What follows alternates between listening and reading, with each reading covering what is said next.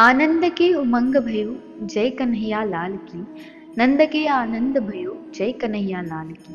ब्रज में आनंद भयो जय यशोदा लाल की, हाथी घोडा पाल की जय कन्हैया लाल की। कृष्ण जन्माष्टमी याला कृष्णाष्टमी, जन्माष्टमी किंवा गोकुळाष्टमी म्हणून देखील ओळखले जाते। हा सण वार्षिक हिंदू सण म्हणून ओळखला जातो। विष्णूचा 8वा अवतार कृष्णाचा जन्म साजरा करतो।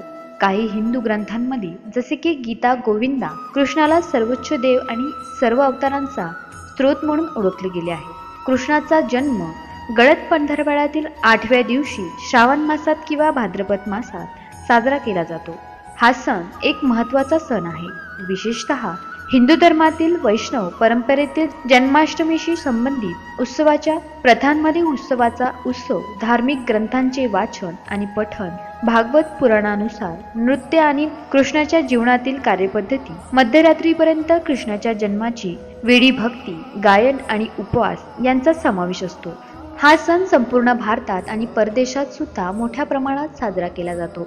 जन्माष्टमी हा संस्कृत शब्दाचा अर्थ जन्म आणि अष्टमी या 2 शब्दांमध्ये विभागल्यास समजू शकतो।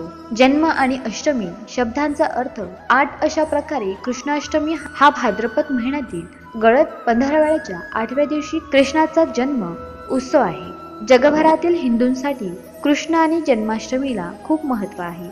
प्रादेशिक आणि सांस्कृतिक रीतिरिवाजांवर अवलंबून विविध स्वरूपात साजरी केली जाते। तसेच हिंदू जन्माष्टमी उपवास करून, एकत्र प्रार्थना करून, विशेष अन्न तयार करून आणि वाटून रात्रीचे जागरण करतात। कृष्ण किंवा विष्णू मंदिरांना भेट देऊन साजरी करतात। मथुरा आणि वृंदावन या ठिकाणी यात्रेकरू भेट देतात। तसेच उत्तर भारतातील समुदाय रासलीला किंवा कृष्णलीला करून नृत्य, नाटक, कार्यक्रमाचे आयोजन करतात। मथुरा प्रदेशात मणिपूर आणि आसाम सारख्या भागांमध्ये, ईशान्येकडील राज्यांमध्ये आणि राजस्थान आणि गुजरातच्या काही भागांमध्ये रासलीला परंपरा विशेषतः लोकप्रिय आहे। तसेच हौशी कलाकारांच्या असंख्य संघांद्वारे हा अभिनव केला जातो। लोक आपल्या घरी फुलांनी आणि दिव्यांनी प्रकाशमय करतात। तसेच हरे कृष्णा कृष्णा कृष्णा हरे हरे असे जयघोष सुद्धा करतात। महाराष्ट्रामध्ये दहीहंडी याच्या स्वरूपात साजरे केला जातो। कृष्ण यांच्या बालपणी लोणी कसे चोरायचा याचा एक उत्तम प्रदर्शन केले जाते। ही कथा भारतातील हिंदू मंदिरांवरील असंख्य सुटकेंची थीम आहे। साहित्य आणि नृत्य नाटकांचा संग्रह मुलांच्या आनंदी निरागसतेचे प्रतीक आहे। प्रेम आणि जीवनातील खेळ हे देवांचे प्रकटीकरण करतात।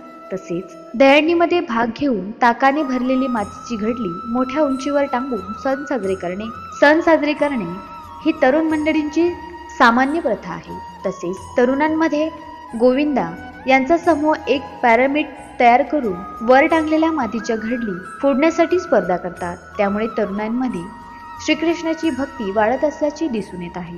Bureau report, the sting operation news, Amravati.